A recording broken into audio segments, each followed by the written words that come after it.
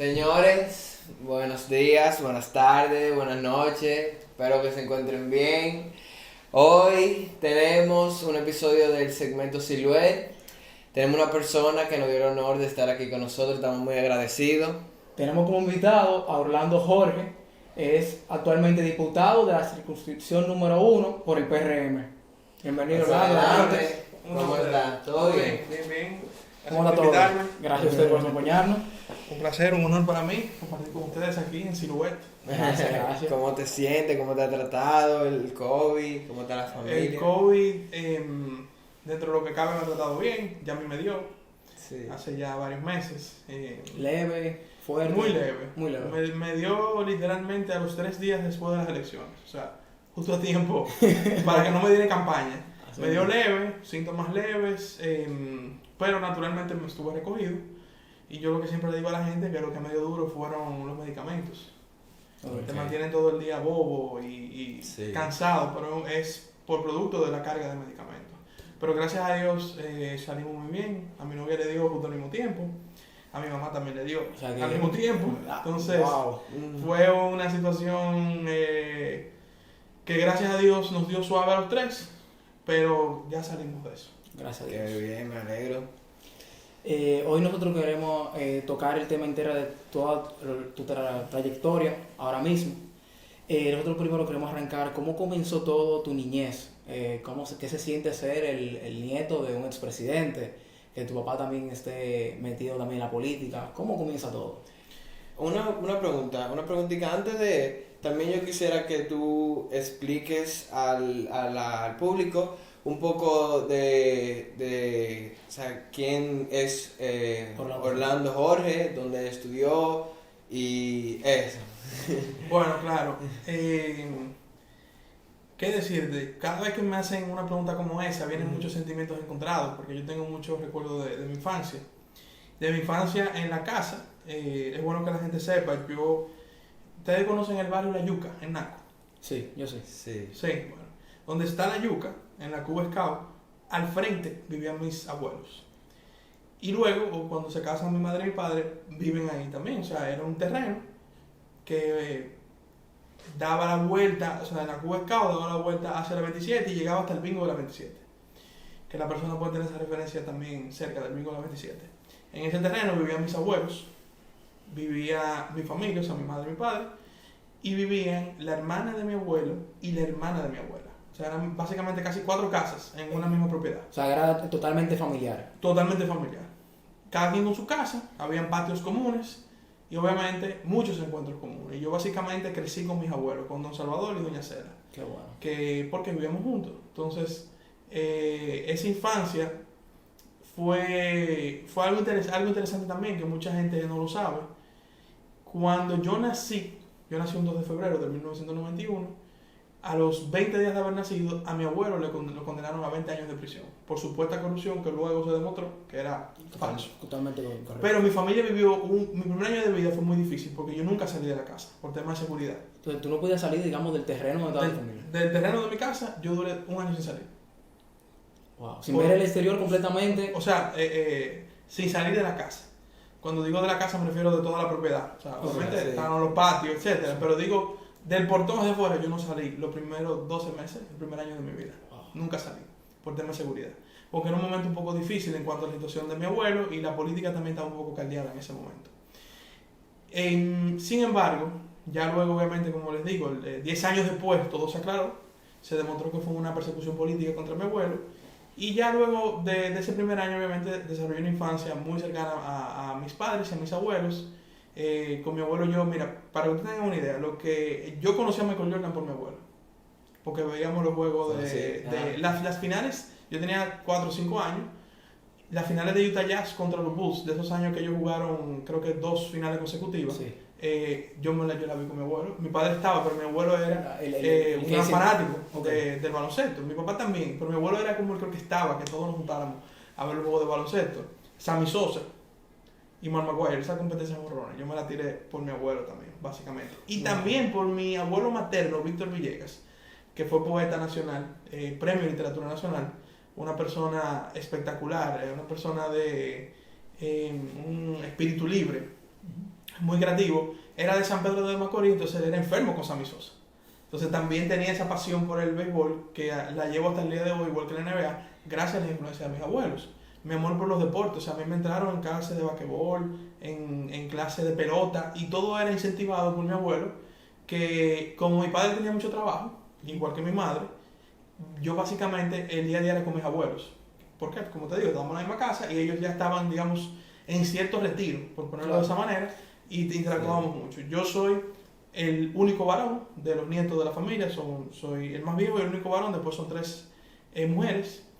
Y también mi abuelo, mira, en mi casa pasaba algo muy particular, era que vivía llena de políticos.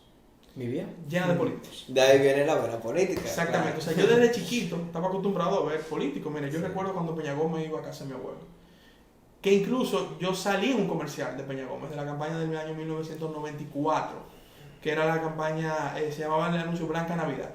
Hay un bebé que le ponen Un signo. no, lo que te mide los pulsos, el corazón. No El marcapaso, pero bueno, ya sí, ustedes entendieron lo sí, que es, ¿verdad? yo sé Igual lo lo que que nos es. escuchan también van a entender lo que es. Ese bebé era yo. Yo tenía como 3 años aproximadamente. Wow. Y recuerdo cuando don Hipólito iba a la casa, siendo presidente, Atoy de Camps, que en paz descanse, también recuerdo, iba mucho a mi casa. Y esa, digamos, vieja guardia del PRD pasaba mucho por mi casa. Pero, yo recuerdo chiquito ver toda esa gente pasando por mi casa, interactuando con ellos. Yo era un fresco cuando era chiquito y les comenzaba a preguntar cosas y me cargaban y esto. Entonces, estuvo muy vinculado también a la vida política de mis abuelos y luego de mi padre, que también en nuestra casa era un hogar político, 100%. ¿Y cómo tú recibes a un presidente? Vamos a suponer, a la hora de que, no, Peña Gómez viene hoy. Mira, cuando Peña Gómez iba a mi casa, todo el mundo tenía que estar en la casa ese día. Nadie podía estar en otro sitio. No, eso era una orden de mi abuelo. Y todo el mundo alineado, o sea, trajeado, peinado, o sea, por el librito. Incluso Dilia, la hermana de mi padre, que no vivía allá, o sea, no vivía dentro de la propiedad, sino que se había mudado a un apartamento, con su esposo tenía que estar ahí también cuando Peña Gómez iba. Y cuando iba don Hipólito siendo presidente también. O sea, que eso era algo Sagrado. Sagrado. El respeto por las figuras, los símbolos, en mi casa siempre fue algo muy notorio. Siempre y se fomentó. muy respetado por mi abuelo, sí, 100%.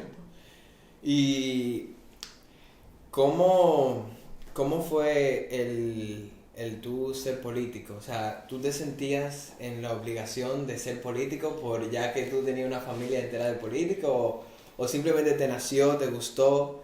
¿Cómo surgió eso? ¿O viste algo que faltaba en la Mira, política actual? Mira, es un caso interesante, porque mira, ser hijo de político, y en este caso nieto también de un presidente, no es fácil. ¿En qué sentido? Ustedes se imaginan que yo estuve en el colegio, y en octavo de primaria, en clases sociales, yo tenía que leer un libro que decía Salvador Río Blanco fue acusado por corrupción. Wow. Al lado de 20 estudiantes más. Claro. Sí. Incluso de otros colegios hubo gente que intentó hacerme cierto bullying con ese tema. Tú eres nieto de un corrupto, y yo cuánto. Pero en mi casa, mi abuelo me explicó su caso. Desde que yo tenía cierto uso de razón, él me lo explicó su caso. Igual que mi papá. Para que tú estés claro de que... Para que yo estuviera claro, no tenía vergüenza de ese tipo de insultos y acusaciones. Claro. Que es normal de muchachos también. Sí. Tú sabes. Pero yo le debo también a mis 2 abuelos el deseo joven de leer y de hablar en público. Y eso en el colegio, ustedes me preguntaban en qué colegio yo estaba. Yo estudié en el colegio St. George una buena parte de mi vida. Luego terminé el colegio en Brasil, donde por una coyuntura particular pude terminar ya el 3er y 4º bachillerato. En esos años yo era presidente de curso. en Brasil. No, y aquí en también, St. George. aquí. Participé en el módulo de las Naciones Unidas. Todos los escenarios donde yo veía una oportunidad De liderazgo. Exacto. Me llamaba la atención y siempre intentaba estar. En los mismos, por ejemplo, en el St. George, por ejemplo, en los torneos deportivos, yo estaba en el equipo de baloncesto y en el equipo de fútbol. Quizás yo no era el mejor jugador, pero siempre daba 100%. una palabra de aliento al equipo, de no desanimar. Entonces siempre eso me motivaba a ejercer, digamos, esa comunicación constante con las personas. Y creo que eso en ese entonces me daba cierta vocación política, no definida porque yo todavía no estaba pensando en eso, ni mucho menos. Luego yo entro a estudiar comunicación social, que es mi carrera base profesional. Y en ese momento que yo entré a estudiar comunicación, yo no quería ser político. ¿Por qué? Porque había vivido varios años la Secretaría General de mi papá en el PRD. Eran unos años muy difíciles para el PRD. Recuérdense que Hipólito había salido del gobierno, el PRD había salido un tanto desacreditado. Así mismo es. Y ahí mismo mi padre surge como secretario general de un partido que estaba desacreditado. Entonces, créanme que no es fácil, porque de otro lado donde tú ibas, básicamente te criticaban o te achacaban algo vinculado a la crisis económica del 2003, que yo debo de decir a ustedes aquí, y lo quiero dejar como testimonio, don Hipólito enfrentó esa crisis con responsabilidad, contrario a lo que el PLD quiso vender muchos años. Y los 2 primeros años de Hipólito Mejía, 2001 y 2002, han sido los 2 mejores años que este país ha tenido en los últimos 21 años. ¿En qué sentido? Aquí hubo 2001 y 2002 estabilidad económica. Los precios de los alimentos y de todos los productos básicos estaban a muy buen, o sea, eran asequibles a la mayoría de la población. Había crecimiento económico de empleos, de negocios. Aquí fue la crisis que detuvo ese buen camino que tenía el gobierno del presidente Hipólito Mejía. Y la crisis obviamente era algo que no dependía de él. O sea, había un banco que había creado una burbuja. Los gobiernos pasados, léanse, los del doctor Fernández y el doctor Balaguer, no tuvieron, ¿verdad? No voy a decir la palabra que quiero decir, no están cuáles son, pero no tuvieron para, ¿verdad? Las ganas de asumir el costo político que iba a tener que enfrentar esa crisis. Por eso tenía casi 10 años esa burbuja creándose. Y cuando estuvo el expresidente Hipólito, ahí fue que explotó la... Pero no fue que explotó, que él decidió enfrentarla. Ok. Y le tocó la peor parte. Le tocó la peor parte. Entonces, imagínense ver un PRD en esa situación, ver la carrera de mi padre comenzar, digamos, ya a otro nivel en ese momento. Me tocó ver las cosas feas de la política, traiciones, deslealtades. Son cosas que yo no tolero. Y eso me creó cierto escepticismo con la política. Entonces, año 2009, 2010, tú me preguntabas si yo iba a estar en política y yo te decía que no. Por eso te fuiste por el camino de comunicador. Me fui por el camino de comunicación porque al final todo lo que yo te comenté el deseo de oratoria, de lectura, de estar informado, me inclinaron hacia eso, pero eso tenía que ver con la política también. Lo que pasa es que en ese momento quizás la emoción estaba por encima de la razón. Cuando yo pensaba política, pensaba emotivamente, fruto de lo que yo vi a mi familia pasar, y no con la razón suficiente de entender que son episodios y que la política es muy coyuntural. Un día es de una manera y otro día es de otra. Y más ahora en este momento, donde las tendencias te duran horas o días dependiendo de lo que la opinión pública, cómo lo mueve la opinión pública. Claro. Entonces la política hoy más que nunca es muy coyuntural. Quizá señores, hace 10 años nadie quería que Luis Abinader iba a ser presidente. No. Sí, Cuando digo nadie, no digo nadie. Pero digo, una mayoría de los dominicanos. No lo veía. No pero él creía que iba a ser presidente. Y por eso lo logró. No, y no fue la única vez que se postuló para ser presidente y perseveró y finalmente logró. Hace 10 años fue la primera vez que él comenzó a... Pero te digo, hace 10 años nadie quizás se imaginaba en ese momento que Luis Abinader iba a ser presidente. Sin embargo, lo llegó a hacer. Por eso te digo, la política es muy coyuntural. Entonces, en ese momento yo no me veía involucrado en política. Tenía hasta cierto repudio a la política. Pero en el año 2010, mi padre asume la candidatura a senador en Santiago, del PRD. Yo mismo encontré eso como una especie de, vamos a decir, el irme a Santiago a hacer campaña con él. Fue como una especie de nueva vida. Yo digo, ya irme a Santiago, explorar aquí la misma sociedad, la salidera, la chercha, claro, los bonches, que era en la edad que uno estaba entrando duro, o sea, en la época de bonche y de chercha. Era como otra vida para ti ya. Porque... Para mí irme a Santiago a hacer campaña era como decir, me mudé a una ciudad.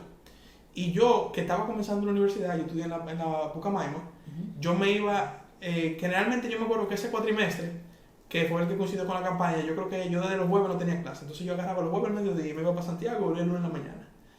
Entonces, allá conocí muchísima gente. Yo hasta salí con una novia de allá. Para que usted tenga una idea. O sea, yo hice mucha vida en Santiago. Y eso incluso me dio a conocer nuevas amistades.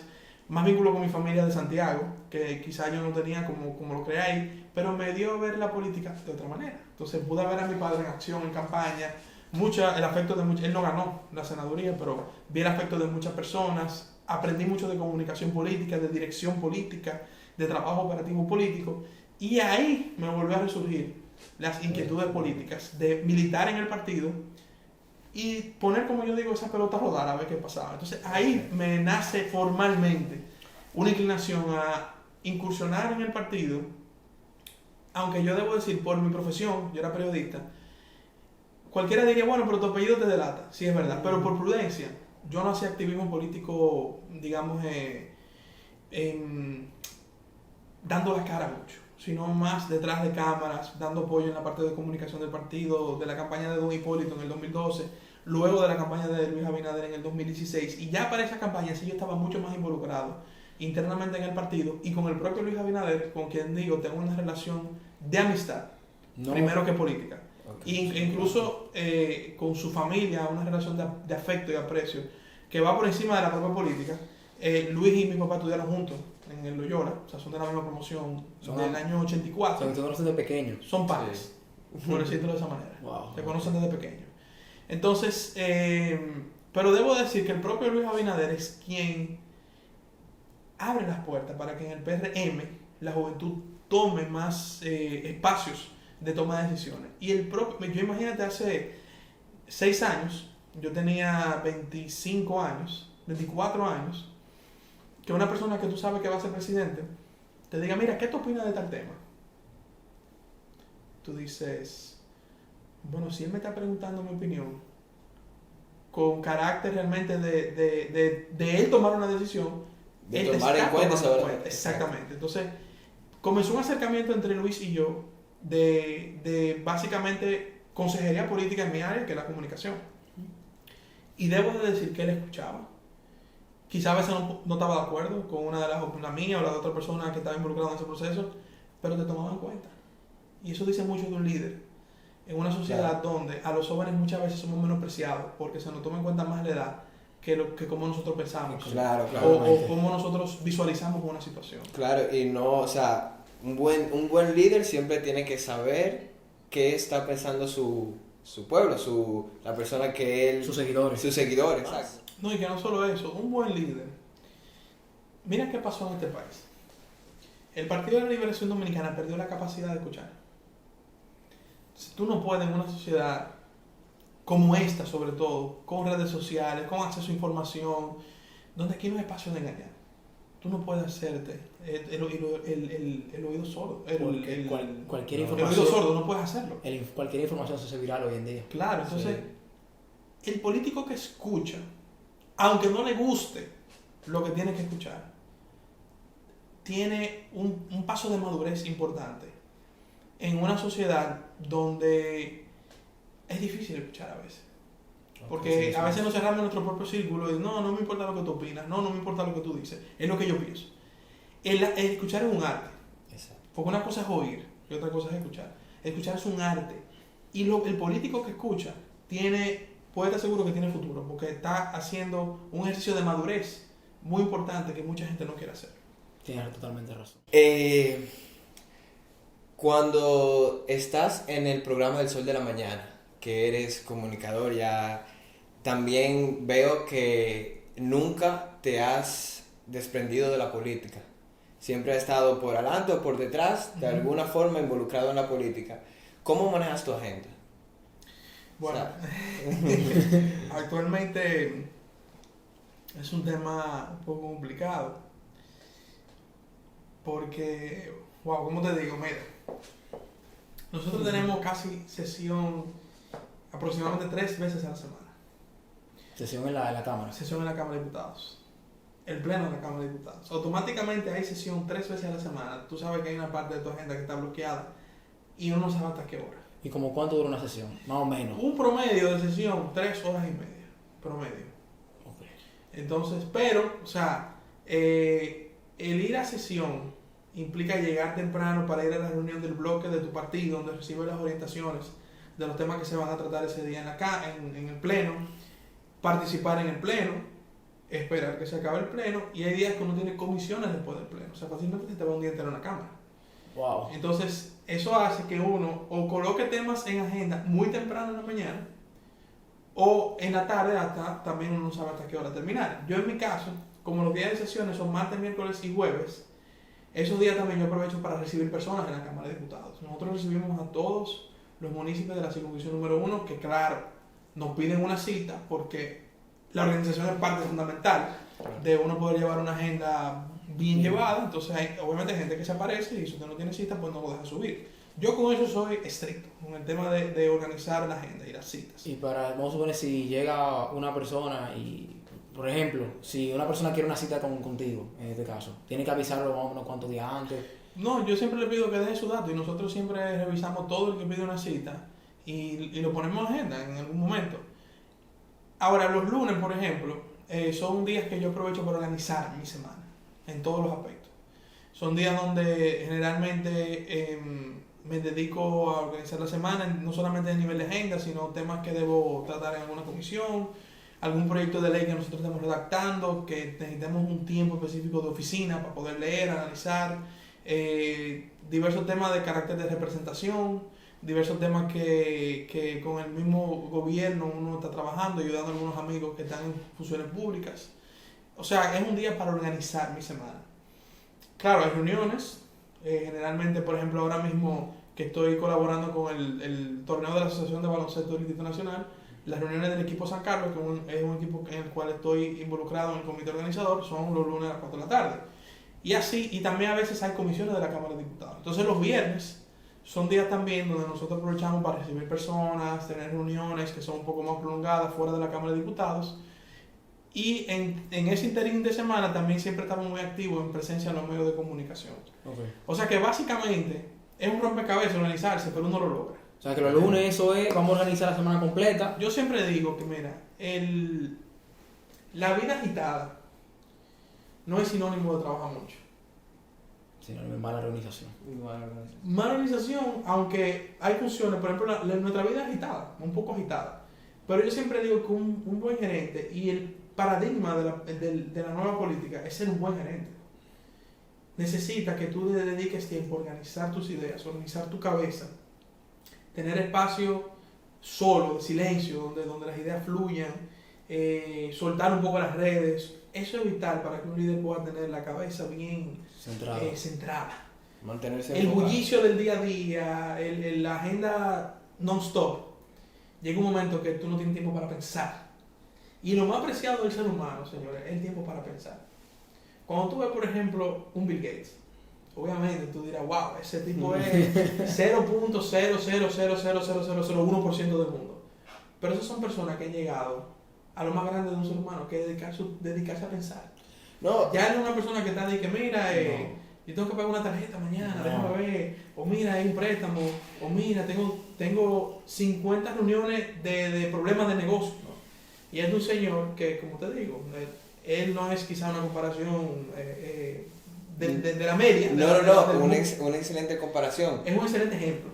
Sí, un excelente ejemplo de cómo un ser humano ha llegado a un momento donde puede dedicarse a pensar, e incluso a pensar en el caso de él, en cómo resolver problemas de la humanidad. Así hay muchísimos otros ejemplos, y hay ejemplos incluso locales en la República Dominicana, pero uno siempre tiene que sacar tiempo para pensar. Sí, eso es lo más preciado del ser humano, tiempo para pensar. Ahora que tú mencionaste a Bill Gates, yo vi un documental donde habla un poco de su vida, cómo él era antes. Y él era una persona, se puede decir que antisocial, pero, o sea, pensaba, se trancaba en su cuarto, solamente leía libros, su infancia, y tenía el tiempo para pensar, pero con ayuda de sus padres, porque él tenía un problema, no socializaba mucho, con ayuda de su padre y de alguna persona, él pudo salir y socializar con la persona. O sea, siempre hay que mantener un equilibrio. Eso es fundamental, el mantener espacio para pensar, pero él, sin la ayuda de las otras personas, no iba a lograr lo que ha logrado hoy. O sea, ¿me entiendes lo que Sí, mira, y yo te puedo decir que quizás en este momento he encontrado un punto de equilibrio entre la vida política, la vida social el dedicarle tiempo a, por ejemplo, a mi pareja, y cosas, por ejemplo, ir al gimnasio o hacer algún tipo de deporte, porque en las elecciones, en la campaña y post elecciones, no había tiempo para nada, solamente para la política básicamente. Pero yo creo que, mira, en este país hay una idea de que el político que no tiene vida es el que trabaja. Tampoco creo en eso. Hay que Yo hacer creo cosas en que el te equilibrio. gusten. No, yo creo en el equilibrio. Claro. O sea, aquí por ejemplo, yo creo que, yo lo dije una vez en una entrevista, hay que humanizar al político. No puede ser que un político se dé unas vacaciones por el país, ya está condenado. No. Se fue con los cuartos del pueblo. Ay, que así no debe ser, porque no, es un ser humano. óyeme, es un ser humano, exactamente. Un ser humano. Necesita un tiempo de reposo, necesita disfrutar. O sea, claro, no estoy diciendo que disfrutar, para dejar aclarado, con los recursos del pueblo. Claro. Y disfrutar moderadamente. Tampoco hay que volverse loco, ni exagerar. Pero el político es un ser humano, como cualquier otro. Claro. Tiene derecho a vacaciones. Tiene familia. Tiene derecho a gozar, tiene derecho a hacer un trago, tiene derecho, o sea, hay que humanizar la figura del político. Señores, en Estados Unidos los presidentes americanos se dan sus vacaciones, Sí. Cogen en fácilmente Europa una se dan sus semana. vacaciones, porque son sociedades maduras que han avanzado mucho en entender el rol del político y que el político es un ser humano. Yo en ese sentido, yo para mí eso es sagrado, el equilibrio. O sea, yo puedo tener mi espacio de, quizá no me decía ahora, o sea, por ejemplo, ir para el cine, es algo que yo pienso retomar ahora, que obviamente por el COVID no se podía, Claro. o juntarme con mis amigos a dar unos tragos. Ya retomé el gimnasio, tenía más de un año que no iba para el gimnasio, comencé la semana pasada. O sea, el equilibrio en la vida es en general, pero para un político yo creo que es algo que le da estabilidad. Y yo creo que al momento de tener la estabilidad de que estás llevando una vida, digamos, compartiendo con tus amigos, dándote un trago, yendo al gimnasio, a la hora de desenvolverte en tus roles, te ayuda. Totalmente. Porque no tienes una carga de trabajo tan fuerte, pero al momento de ir al gimnasio te relaja. Totalmente. O sea, por eso te digo, ese tipo ese equilibrio te da estabilidad. Okay. Yo no creo en inclinar la balanza ni para un lado ni para otro. O sea, no es tampoco ser el workaholic por ser workaholic. Ni el derroche ¿cómo decir? De pasiones, de cómo voy a gozar, o voy a morir gozando, o voy a morir bebiendo. La vida es un equilibrio. Y los políticos Exacto. tenemos que lograr ese equilibrio también. Tiene que llegar a eso también en su vida. ¿Cómo? Esto es algo que quería, me surgió ahorita y te lo quería comentar ahorita, pero nos fuimos por otro tema. ¿Cómo funciona digamos, un día en la Cámara? O sea, muchas personas dicen, no, porque la ley hay gente que no sabe que existe una Cámara de Diputados, hay gente que es así. Sí. Hay gente que dice, no, esas son gente que se sienta a hablar, al final quien dice es el presidente, y realmente no es así. ¿Cómo funciona eso? ¿Cuáles son los procesos legislativos para que el público... Interesante, podemos luego hacer una cápsula de legislación 101. Miren, los días en la Cámara son muy tensos, porque se conjugan en la misma Cámara de Diputados los tres roles de un diputado: legislar, fiscalizar y representar. O sea, un día mío en la Cámara, yo estoy legislando porque o estoy en comisiones, o estoy en el pleno, o estoy trabajando en un proyecto de leyes. Estoy fiscalizando cuando estoy en comisión y me tocan temas vinculados a fiscalizar el patrimonio del Estado en distintas instituciones. Y estoy representando porque recibo gente también todos los días que estoy allá. Entonces ya ustedes saben el trabajo que significa esas tres cosas en un mismo día. O sea, Sí. hay que dividir el tiempo bastante eficientemente para poder cumplir con todos los compromisos. Y por ejemplo, mira, mañana yo tengo 2 comisiones a la misma hora. Wow. Tengo que partirme en 2 para poder estar en las 2 comisiones. Cuando hay sesiones, ya hablamos del tiempo que se toma. Entonces, ¿cómo son los procesos en la Cámara de Diputados? ¿Cómo se introduce un proyecto de ley? Cuando se introduce un proyecto de ley, nosotros lo llevamos a la Secretaría General Legislativa. Hay un formato de cómo se debe introducir, un formato de estética del documento, una carta dirigida al presidente de la Cámara de Diputados, con copia de la Secretaría General Legislativa. Con esa carta se introduce un proyecto de ley. Ese proyecto de ley entra a la Secretaría General y en la Cámara existe lo que se llama la Comisión Coordinadora, que es la comisión compuesta por el bufete directivo de la Cámara, el presidente, la vicepresidenta, los secretarios y los voceros de todos los partidos políticos. Cada partido político tiene un vocero. Ahí ellos arman la agenda de los temas de sesión. Entonces, todo lo que entra por secretaría va para la Comisión Coordinadora. La Comisión Coordinadora le da entrada al Pleno por orden cronológico. En el pleno de la Cámara, generalmente en la estructura de numérica, el punto 9, que son los proyectos que se conocen por orden cronológico, se envían a comisión. Entonces, cuando eso, por ejemplo, en nuestro proyecto de teletrabajo, proyecto de ley de teletrabajo en la República Dominicana, vivió todo ese proceso. Cuando llegó al pleno, que es donde estamos reunidos todos los diputados, el presidente indica que ese proyecto está considerado y se envía a la Comisión de Trabajo de la Cámara de Diputados. Entonces la Comisión de Trabajo recibe el proyecto de ley, lo coloca en su agenda de comisión y luego lo conoce. ¿Cómo se conoce en la comisión un proyecto de ley? Bueno, hay métodos para mí arcaicos y métodos modernos y eficientes. Hay presidentes de comisiones que les gusta leer el proyecto en voz alta, como si fuera una escuela. Eso me aburre, honestamente. Yo me lo leo rápido. O sea, te digo, hay métodos y métodos. Y hay otros métodos, como por ejemplo el de la Comisión de Turismo, que yo soy parte de la Comisión de Turismo, que la preside mi buen amigo Aníbal Díaz, que es diputado de la circunscripción número 2, donde él delega en sus comisiones el trabajo de la comisión. Entonces, por ejemplo, si la comisión tiene 5 proyectos de ley, nosotros, cada comisión tiene 15 miembros. Entonces, él delega en 5 subcomisiones cada proyecto de ley, con plazo fijo de entrega. O sea, en 2 semanas ustedes me tienen que traer la subcomisión, por ejemplo, del proyecto de ley de desarrollo ecoturístico, que también me corresponde a mí dirigirla, el análisis de este proyecto de ley. Okay. Y entonces, con el análisis, nosotros lo volvemos a traer a la comisión escucha el análisis de esa subcomisión, y entonces ya luego la comisión reunida toma una decisión de si rendir un informe favorable o no. Puede sonar muy sencillo, pero hay proyectos de ley que porque son extensos, porque son densos, requieren también que nosotros invitemos personas a dar su opinión. Entonces, por ejemplo, vuelvo y pongo el caso del proyecto de ley de desarrollo ecoturístico.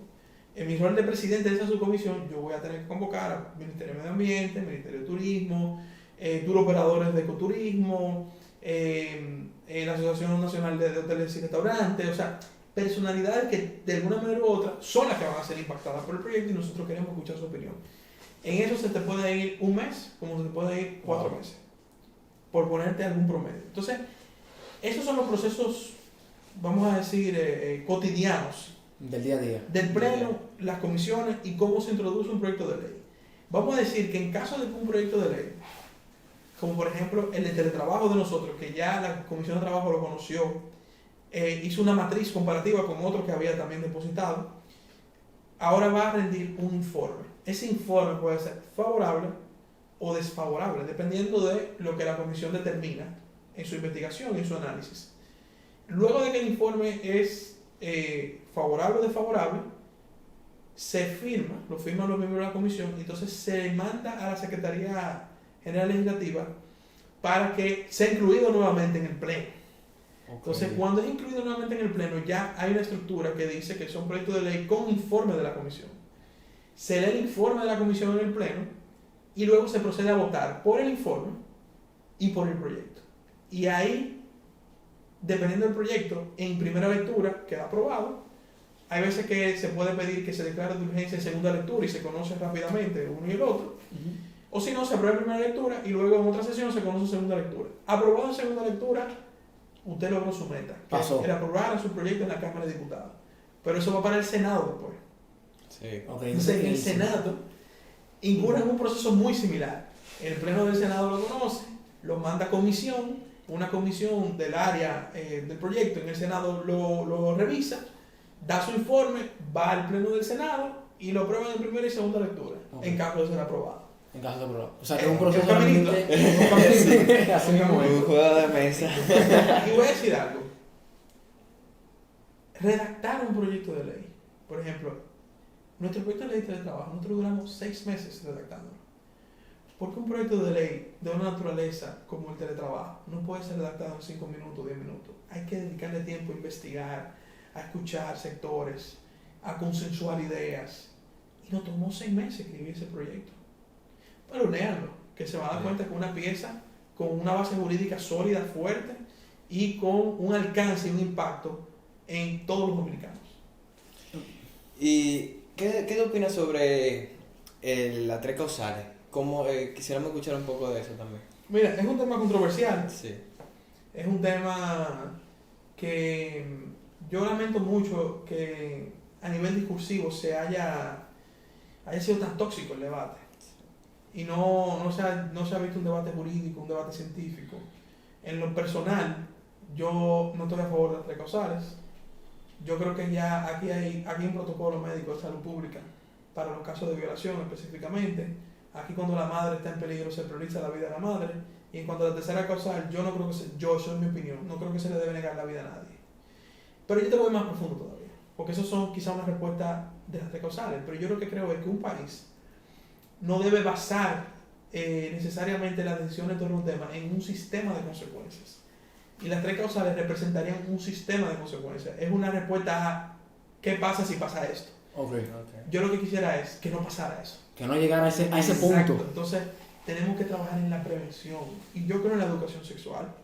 Yo creo que hay que dar anticonceptivo y preservativo, porque no todo el mundo tiene quizás la formación mía de ustedes. O sea, hay gente que entra quizás en una edad sexual muy temprano y necesita, si no tiene una orientación, por lo menos tener seguridad. Claro. En la sexualidad. No estoy promoviendo la sexualidad temprana por si acaso. Simplemente estoy diciendo una realidad que es parte del día a día de este país. No, hay gente que no tiene educación sexual, entra en la sexualidad a una edad temprana, pero no tiene acceso a los elementos que puedan protegerlo de un embarazo, un embarazo adolescente, un embarazo no deseado.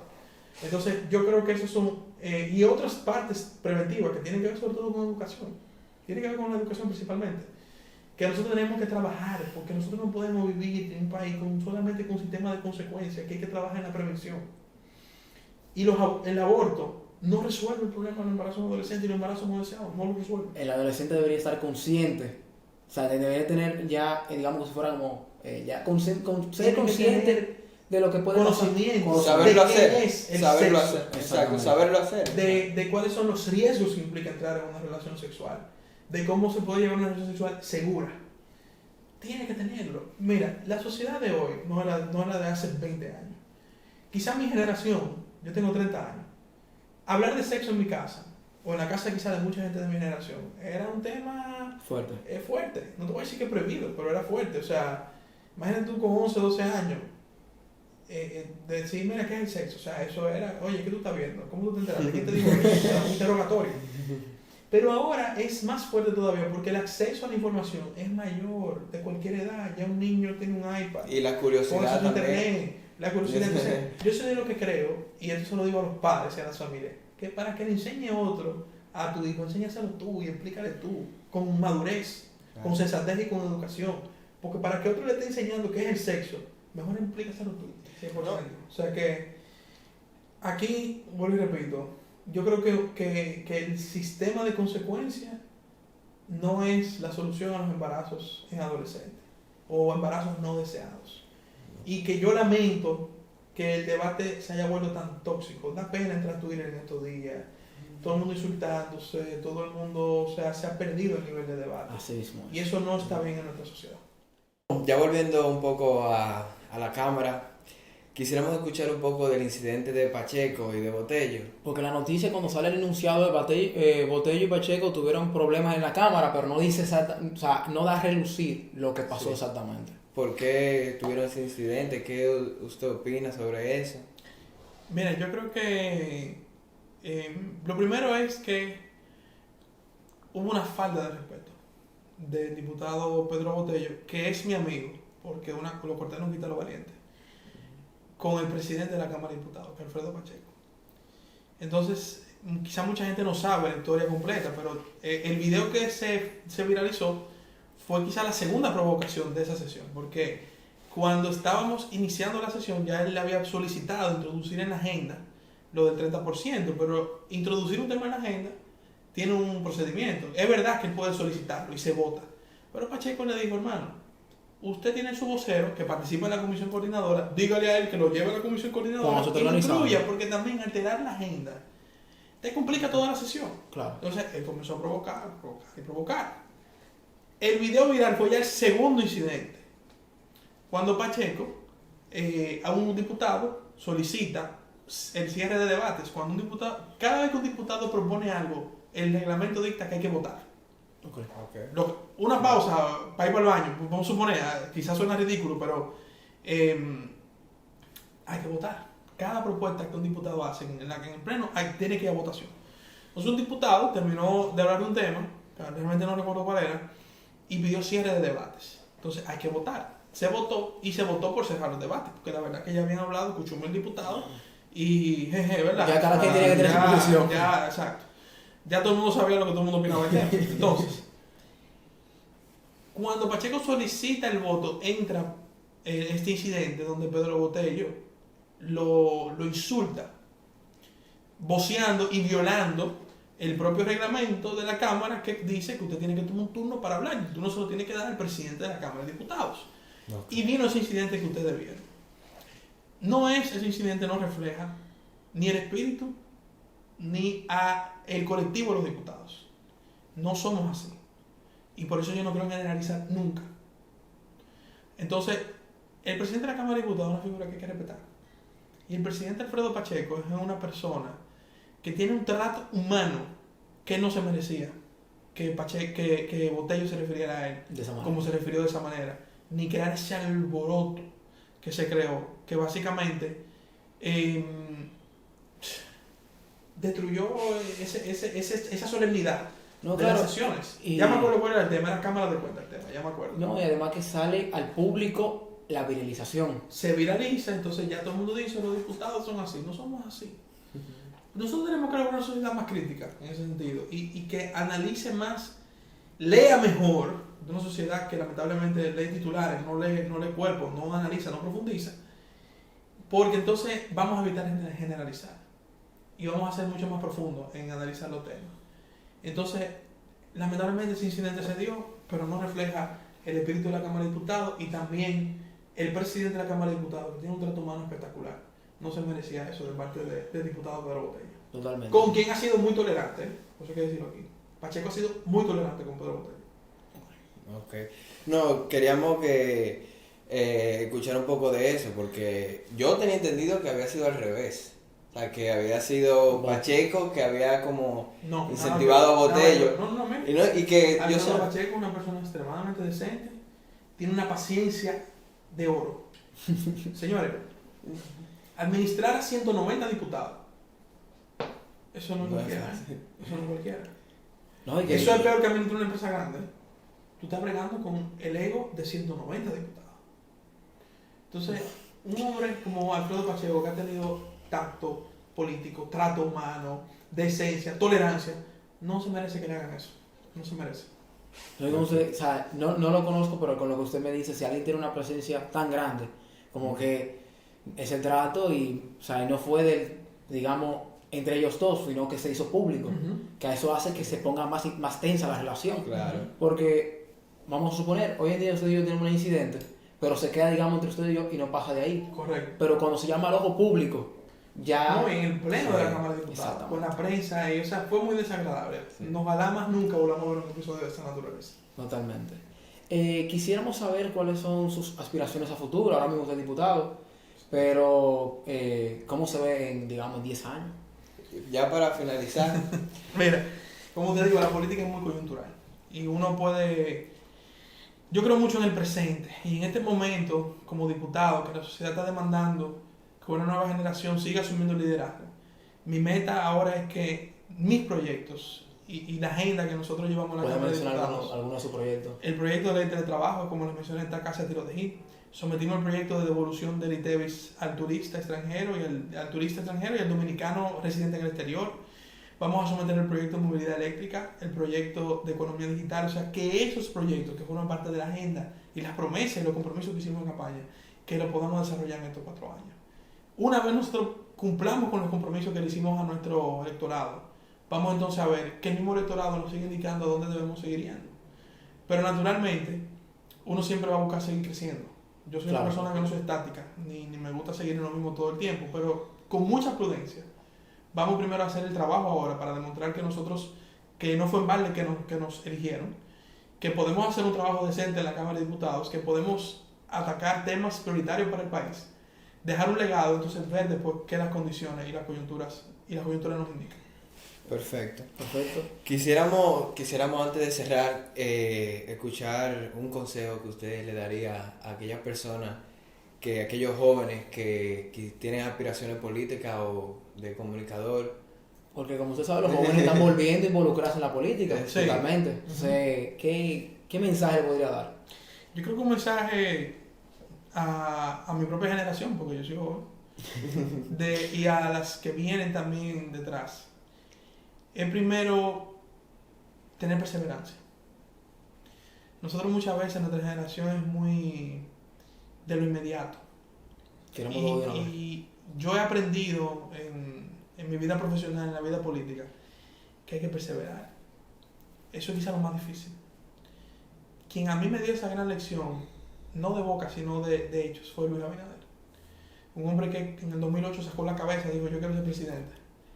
Y duró 12 años para llegar a ser presidente, pero llegó a ser presidente. Llegó. Lo más difícil es perseverar, en lo profesional y en lo político. Van a haber adversidades, van a haber errores, pero uno no puede bajar la cabeza nunca. Ni tampoco dejarse desanimar por cualquier tipo de adversidad. Las adversidades son parte y son buenas que ocurren. Porque tú nunca has visto una gente con una racha de bateo siempre de 300. No, siempre Has visto gente con temporada buena y temporada mala. Pero a lo largo, cuando tú lo mides, ha sido más positivo que los errores. Entonces, yo le digo que lo más importante para los jóvenes es la perseverancia. Si usted tiene su meta clara, no descanse hasta que no lo logre. Persevere. Le dieron un fuetazo, aguántelo y siga. Totalmente. Porque al final nosotros somos seres humanos. Así. No somos ni de Marte, ni somos suecos ni suizos. No. Somos un país que está tratando de salir de este tercermundismo, que todavía en el ecosistema político hay personas que uno quisiera quizá que no tuvieran, pero hay que lidiar con todo eso. Y persevera. O sea, ese es el mejor consejo que yo puedo dar. A mí, muchísimas gracias. Gracias a ustedes. Gracias a todos por lo que vieron en esta entrevista. Esperemos que también les hayan gustado las anteriores. Siempre pueden dejar sus comentarios, sus opiniones, tal vez alguna persona que quisieran que trajéramos en un futuro. Y Orlando, millón de gracias. Y Millón de aquí gracias. cualquier cosa, Gracias a ustedes. en un futuro tiene la puerta abierta. Gracias. Quisiéramos antes de cerrar que usted le diga al público que se suscriba a nuestro canal, por favor. Bueno, suscríbanse al canal de Silhouette y apoyen a estos jóvenes que veo que tienen mucha energía, muchas ganas Muchas de gracias. informar y comunicarse con su público a través de estas interesantes entrevistas. O sea que denle su sign up y su follow al canal de YouTube y a los demás canales que ellos tienen. Muchas gracias. Muchísimas gracias y nada, en la siguiente nos vemos.